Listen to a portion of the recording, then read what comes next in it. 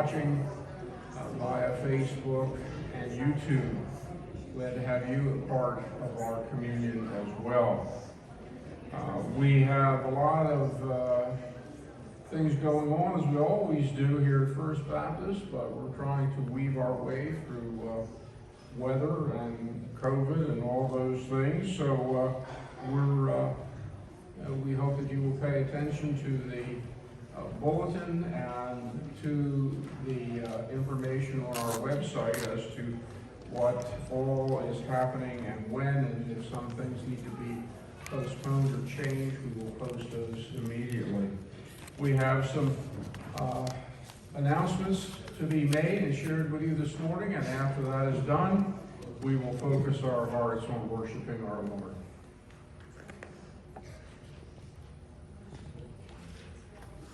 Good morning.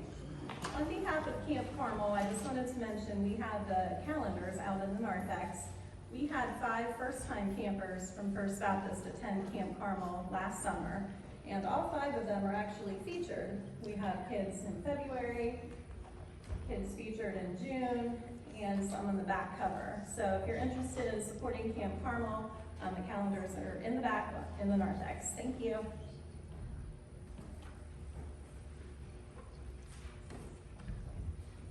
Just a couple reminders. I know that they're already in the bulletin, but I wanted to remind you that today at 4 o'clock we're having our winter escape. I say escape, but we're clearly not escaping any type of snow, as we're supposed to get more today. But that's at 4 o'clock today. We'll have a potato bar, bring a side or dessert to share with everyone. Tomorrow evening, our ladies are meeting at 7:30 in the well for our devotional study. And then if you are interested in skiing, tubing, or snowboarding, you can sign up in the narthex. We'll be heading to Wisp on February 21st. Thank you.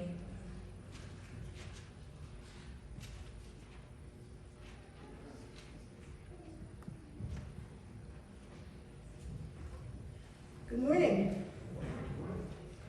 I represent the prayer committee, and we have a request for you. So as you're thinking about the month of February, some dates usually come to mind. Excuse me. The first one is you often think of Valentine's Day, but that's not the date we want you to remember. We want you to remember February 4th. Why February 4th? Well, think about it. 2.4, February 4th. 2.4, or 2/4. But a lot of times today in the computer world, you use 2.4.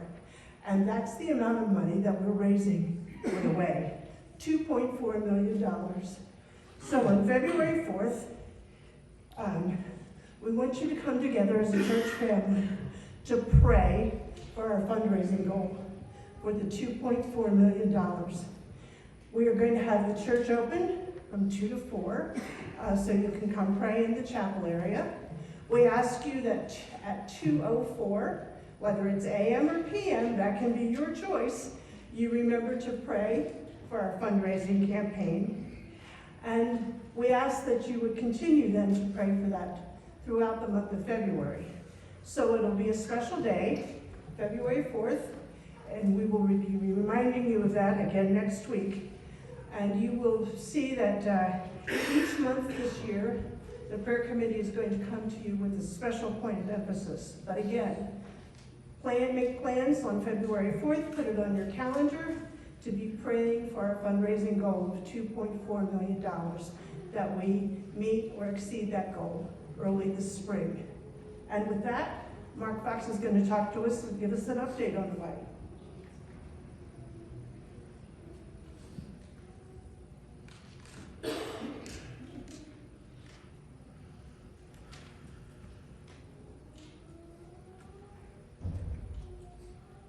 We've not been in front of you for a while to give you an update on the progress of the Way Capital campaign. I'm really pleased with the progress that has been made so far.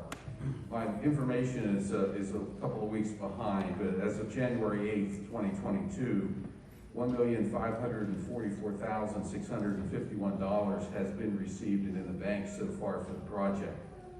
Another $140,775 is pledged to be given for a total pledged and or received so far of $1,685,486. The trustees of the church have committed another $250,000 from other sources for a grand total of received from the trustees or in the bank of $1,935,426. That's way beyond anything we've ever raised before in this church's history, and we know that we're not done yet, as you just heard. Also, the campaign committee is in active conversation with several local foundations that are very interested in supporting the project. And we feel confident that once we get our tax ID numbers and all of this stuff from the IRS that we've been waiting for, that those commitments will come through from these local foundations. So we feel very good about where we are so far in the status of the project. The Lord has certainly blessed it. Obviously, anyone who would continue to like to give or hasn't given yet to the project, you know, it's certainly something we'll be taking over the next several months. Now, our original goal was $2.4 million, but that included the $400,000 which had been spent for the purchase of the property, which was unencumbered. So we're really close to the original goal of the campaign.